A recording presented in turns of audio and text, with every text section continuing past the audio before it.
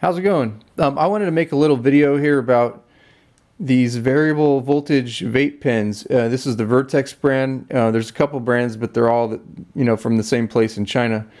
So anybody who's used one of these probably knows that they tend to work for a little while and then stop charging. So what I found out is that the problem is actually usually not with the pen itself.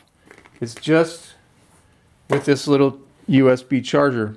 And it turns out that what they did is inside these, instead of soldering a joint, they just twisted the wire on, so it tends to fall off. Real easy to fix. The first thing you're going to have to do is take a little X-Acto knife and just cut along this seam on both sides. Just cut in there. You don't have to cut all the way through, just about halfway. And then take a small flat bladed screwdriver and stick it right in there and just pry until you pull the halves up a little bit, and just go on both sides and pry. And you might have to stick it in this way and just work your way along. And without too much effort, these halves will come right apart. So the problem is where this black wire connects to the body, the metal body here. It's typically just twisted on and it falls off. Real easy to fix. It just takes a little solder. I guess if you didn't know anything about that, you could what you could do is probably find a way to twist it on, or do something, but I would recommend soldering it.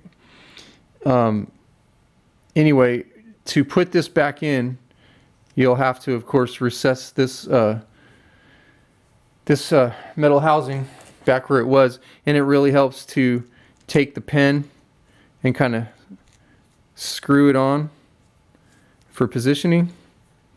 That way you can hold this little thing in place and just put it right back on. And now you can take that off. You could super glue this thing. You could just tape it. What I like the best is something like this. This is the UV activated glue. You just put some on, and then you just turn this little light on and go along real slow, and it hardens the glue, kind of like super glue but faster. But however you want to do it. Here's one that I fixed yesterday. It turns out like all the older ones are pretty much bad. So the newer ones are getting better. I didn't fix this one that I just showed you. It came like that, so that's good. Anyway, but here's one that's been fixed. So, all right, well, I hope that helps somebody. Maybe you can save a few bucks and stop buying these every week. All right.